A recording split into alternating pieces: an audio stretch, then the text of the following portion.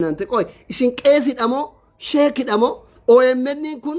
masjiidamo beeta kiristaana mana waaqeffannaa wayiiti ka sagalee nama dhufee nama waamee nama waraabee ciruuf waan haraamati waan halaalatu jira waan abbaan haasa'e dabarse mimsa dhaju OMN garuu self confidence waan jedhu tokko miidiyaan guddaan kun akkamitti self confidence qaba isin ko miidiyaa guddaadha miidiyaa saba guddaati akkami koomenti ilaaltanii koomenti yaada jijjiirtan andeete marrotti makami yoo dadhabde bakka jirtutti hidhadhu diina mana keetti sitti dhufe ofirraa deebisi ajandaa ka ta'uu qabu kana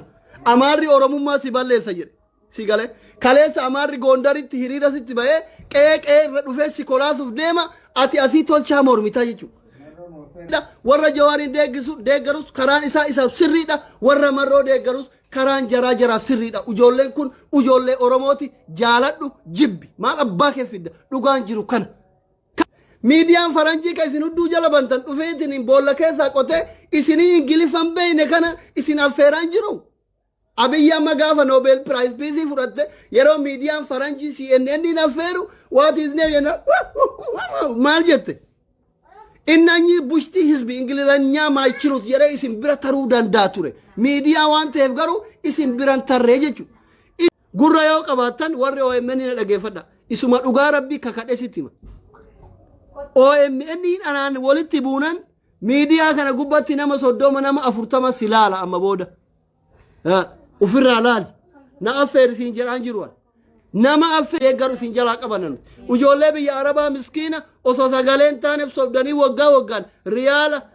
irraa guurtan kana isin jala qabanan gun shamarran keenya ka biyya arabaa miskiina waa takka hin beekne waggaa 30ffaa waggaa 5ffaa waggaa 6ffaa jettanii maallaqa irraa guurtan kana afaan isin qaban biiznillaahi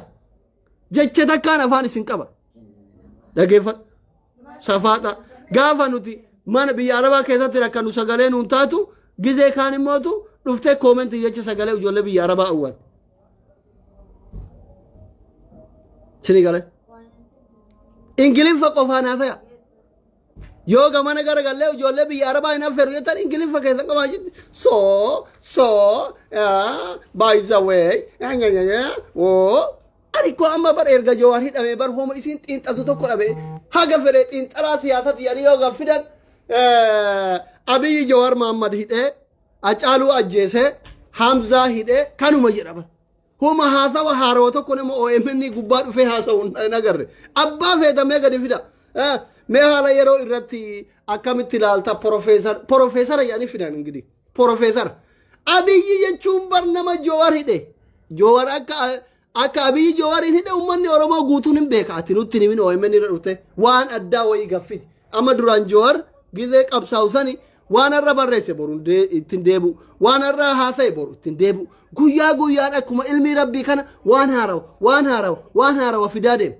barreeffama isaa kana dubbiftee fixuu dadhabde sa'a 2 sa'a 3 dubbifte si gale garuu hayyoonni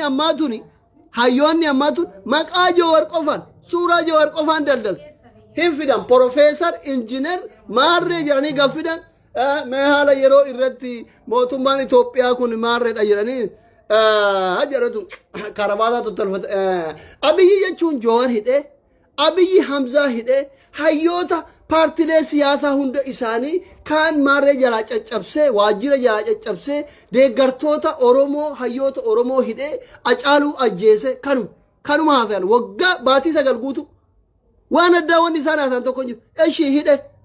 hayyee ajjeese hayyee akkaataa ka du'e itti gumaa baafannu maan xiinxalle akkaataa ka hidhame itti hidha baafnu maan xiinxalle ani wallaalan isin arrabsan kun waa meeqa isin jechaa ture waan ijoolleen Facebook isin jettu ga isin taru dirqama isin waan an jedhu fudhachuuf profeesara ta'uu qaba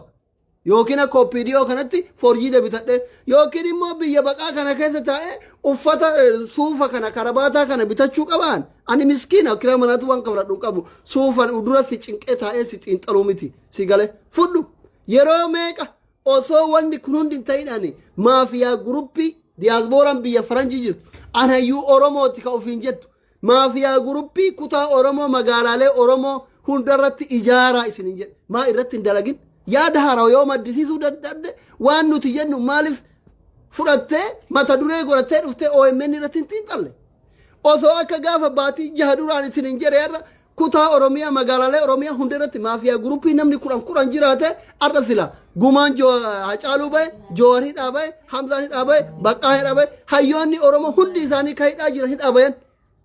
waan namni isiniin jedhu hin dhageettan ufii yaada haroo maddisiisuun beeytan yoo namni mootu xiqqoo yaada bilchaataa qabu dhufe OMN irratti ebaluu maaliif affeerma jettanii iyyitanii jechuudha uf sirreessa. waruma kaasiliititti dhalaa jana janee birrii irraa nyaatee Awustiraaliyaa irraa beerri itti booyaa ooltu hima. Eenyu gurbattiin afaan baalli halkanii guyyaa kamaaliin abaartu sa'aadiin tun dirree rogeeyyii gubbata ooltu sa'aad Yuusufam. Amma sa'aad Yuusuf yoo tuqan warra hunduun dhukkubu jira. Likki akkuma baqataa kaayiroo tokkotti nama beera jana janee jiraatu. Baqataa biyya Jarman jechuudha. Ijoolleen biyya Jarmanii jirtu jechuudha. Biyya Jarman is equal to Cairo the same. Jireenyi Jarmaniitii fi jireenyi Kaayiroo ceekuu yookiin gateetti dubartii irratti hundaa'e. Rabbi jalaa nu haa baatu. Ummata gabrummaa dubartii jala jiru dirree rogeeyyii jedhanii OMN gubbanutti dhiisan. What happened? Indee? Bar mucaa namni isin daldalaa yuutoopiti jettanii kun saba ofiitti sagalee ta'eetiniin bakka silaa inni dubartii irratti hirkattanii isin jiraattan san eeshii ittiin nyaatee bula. Amma tolchaa isin jettan kun sa'aadiin caala. Wallaahi. Dirree rogeeyyii sa'aadiin caala amma tolchaa isin jettan kun sigara maaliif sagalee rabbi isaa kenne kanaan ummata isaati sagalee tayaa waa yuutoopii irraa fudhatu saniin eeshii bitata kiraa manaa kafalata harka dubartii eeggatu hadiyyaa sa'aatii naa ergi shittoo naa ergi si fuudha jedheeni miskiinan boochisu jechuudha amma warri dirree rogeeyyii OMN irratti dhufuun hundi warra beera boochisu warra mallaqa beeratiin luphee baatu warra mallaqa beeratiin karabaattaa suufa bitatee dhufee waa'ee Oromoo OMN irratti haasa'u. Kanan beeytan ijoolleen biyya Arabaa miskiinni shaqaalan biyya Arabaa tolchaa arrabsuu malee iccitii kanan beeytu. Ani beera jarri irraa nyaatte nama fidee wallaahi imimmaan akka jarri bootutti isinii affeeruu danda'u. Na taazaba mee OMN ufaa sirreessuu baatu. Suuraa rabbisitti hima. Eenyu irraa akka nyaate yooma akka nyaate eessatti akka nyaate birrii meeqa akka irraa nyaate waa'ee beeraa kana waa'ee jaarsaaf jaartii kana waa'ee jaalallee haasa'uu hin dhiise garuu yoo isin na haasofsiisuu feetan eenyu Kamaalis Daawudis Maraaras Joowarii Oromoo katee hundaa gabiyyiin ba'utu nan jaaladha isin jaaladhaan akkasii